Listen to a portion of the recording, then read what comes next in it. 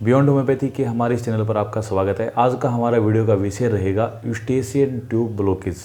ये एक ऐसी 35 mm की ट्यूब होती है जो हमारे कान से लेके नाक यानी नेजोफेरिंक्स से लेके और मिडल ईयर के बीच में आती है। इसका काम हमारे आसपास के वातावरण में प्रेशर को मेंटेन करने का होता है और जैसे कि इसका काम है और इसके अंदर जैसी दिक्कत आएगी तो वैसे ही इसकी बीमारी में आपको लक्षण महसूस रहेंगे। इसके मुख्यतः जो कारण है वो ये हैं कि जैसे आपको लंबे समय तक नाक में या गले में या कान में कोई इन्फेक्शन रहा है तो ये ब्लॉकेज हो सकती है। दूसरे इसके कारण इसके खुद के भी हो सकते हैं, जैसे आपको कभी वहाँ पे किसी ने मुक्का मार दिया, कोई चोट लग गई, आप कहीं से गिर गए तो भी ये ब्लॉक हो सकती है। तो जैसा जैसा इसका कारण होता है वैसे वैसा ही इसका ट्रीटमेंट होता है। अगर हम और ज़्यादा गहरे कारणों की चर्चा करें तो इसके अंदर हम ऐसा देखते हैं कि जब लंबे समय तक किसी को पहले किसी समय में नज़ला रहा हो और उस टाइम पे वो नज़ला बेशक से उसका ठीक भी हो गया हो तो साल 2 साल के बाद भी उसको इस तरह की दिक्कत आ सकती है।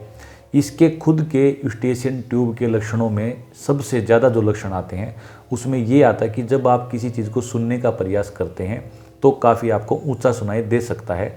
दूसरा, आपको कान के आसपास के एरिया में और आपको गले में काफ़ी भारीपन यानी हैवीनेस एक महसूस रहेगी अजीब तरीके की। या कई लोगों को अगर साइनोसाइटिस है यानी आपको नज़ले की समस्या की जैसी कोई और समस्या साथ में है तो आपको ऐसा लगेगा कि जैसे कान के अंदर से गले में कोई एक प्रकार से ड्रॉप सी टपक रही है। और भी इसके काफ़ी साइन एंड सिम्टम है, पर सबसे ज़्यादा जो मैंने आपको बताए उसमें से यही है कि आपको सुनने में दिक्कत आ सकती है।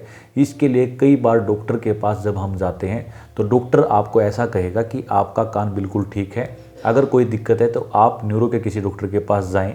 तो आप सेकेंडरी ओपिनियन के तौर पे ये सोचें और डॉक्टर को आप ये कह सकते हैं कि हमें यूस्टेशियन ट्यूब की दिक्कत तो नहीं है, क्योंकि कई बार हम मिस कर देते हैं कि हमें किसी टाइम पे नज़ला रहा था या अभी साइनोसाइटिस की मुझे कोई दिक्कत है। तो इसलिए अगर यूस्टेशियन ट्यूब आपकी ब्लॉकेज है तो सबसे पहले आप नाक को बंद करके और नाक के अंदर एक प्रेशर से हवा मारेंगे, जैसे मैं आपके सामने मार के दिखा रहा हूँ।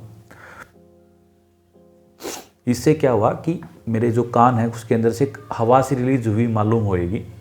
ज़रूरी नहीं कि हवा आपको लगे कि आ रही है, पर आपको ऐसा लगेगा कि जैसे आपके कान खुल गए हैं।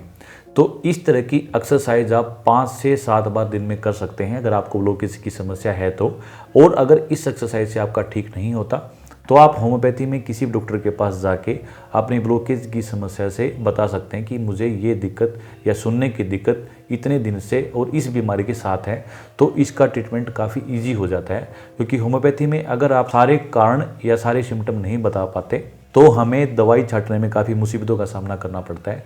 तो इसलिए जब भी आप इस बीमारी के लिए लिस्ट जाएं तो आप पहले ये याद करके जाएं कि आपको पिछले समय में कभी नज़ला या ज़्यादा छींकें या ज़्यादा एलर्जी की दिक्कत नहीं रही है, तो आप इस बीमारी से आसानी से इलाज पा सकते हैं। मुख्यतः इस बीमारी में सबसे ज़्यादा जो यूज़ की जाती है वो सियोनेंथस नाम की दवाई यूज़ की जाती है। बाकी जैसे काली म्यूर, काली सल्फ जैसी दवाइयाँ भी इसमें यूज़ की जा सकती हैं। आज के लिए धन्यवाद।